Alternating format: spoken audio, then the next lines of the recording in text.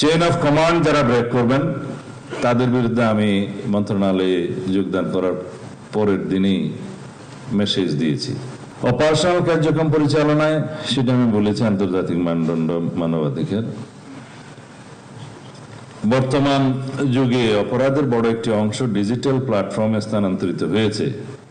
Cyber অপরাধ, গুজব এবং অপপ্রচার রোধে আপনাদের প্রযুক্তিগত সক্ষমতা বাড়াতে হবে, এখানেই আমি কথা বলব। ডেটা অ্যানালিটিক্স এবং ডিজিটাল ফরেন্সিকের সর্বোচ্চ ব্যবহারের মাধ্যমে অপরাধীদের শনাক্ত করতে হবে।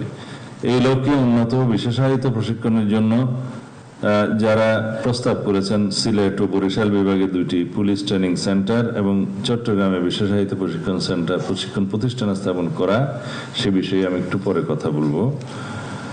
ব্যক্তিগত সততা এবং প্রাতিষ্ঠানিক স্বচ্ছতার কোনো বিকল্প নেই। দুর্নীতির বিরুদ্ধে আমাদের জিরো টলারেন্স নীতি বজায় রাখতে হবে। বাহিনীর শৃঙ্খলার সাথে কোনো আপোষ করা হবে না। আপনাদের প্রতিটি পদক্ষেপ যেন বাহিনীর ভাবমূর্তি উজ্জ্বল করে সেদিকে সজাগ দৃষ্টি রাখতে হবে। চেইন অফ কমান্ড যারা ব্রেক করবেন তাদের বিরুদ্ধে আমি মন্ত্রণালয়ে যোগদান করার পরের দিনই মেসেজ দিয়েছি, তাদের বিরুদ্ধে মেজার্স নেওয়া হবে। চেইন অফ কমান্ড আপনারা বজায় রাখবেন, ডিসিপ্লিন বজায় রাখবেন। যে কোনো দুর্নীতির অভিযোগ আমরা তো as per rule disciplinary action নেব, কিন্তু আপনাদের সবাইকে স্মরণ করিয়ে দিতে চাই, আপনাদের প্রতিষ্ঠান হিসেবে এটাকে আমরা এমন একটা অবস্থায় নিতে চাই যেখানে আমরা দুর্নীতিকে কোনোভাবেই প্রশ্রয় দেব না।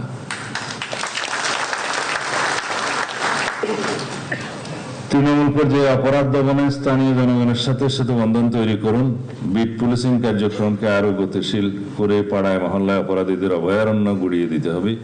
মাদক, সন্ত্রাসবাদ এবং উগ্রবাদের বিরুদ্ধে সামাজিক প্রতিরোধ গড়ে তুলতে হবে।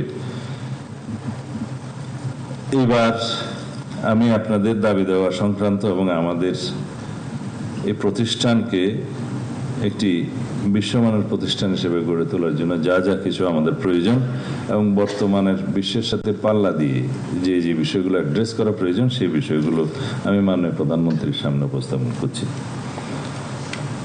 বাংলাদেশ পুলিশে একটি সাইবার ক্রাইম ইউনিট প্রতিষ্ঠা করা জরুরি, সেই দাবিটা এসছে প্রতিষ্ঠানের পক্ষ থেকে। এখানে আমরা একটি আইন প্রণয়নের জন্য হাই লেভেল কমিটি করে দিয়েছি কিছুদিন আগে। তারা একটা লেজিসলেশন সাজেস্ট করবেন যেখানে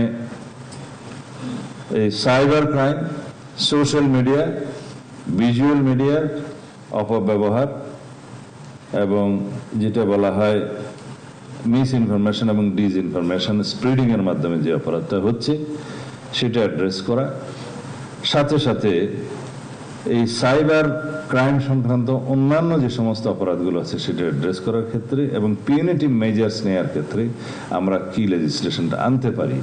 বিদ্যমান সাইবার অ্যাক্ট যেহেতু অনেক বেশি সমালোচিত হয়েছে এবং বর্তমানে যেটা আছে তাতে করে আমরা যেখানেই যাকে চালান দিচ্ছি এটা বেইলেবল হয়ে যাচ্ছে।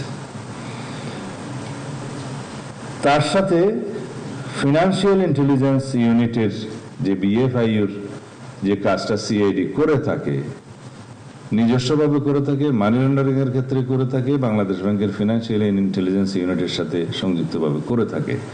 সিনিয়র অফিসাররা নিশ্চয়ই এগুলো বুঝতে পারছেন যারা ডিল করছেন, সিআইডি সহ আদার্স।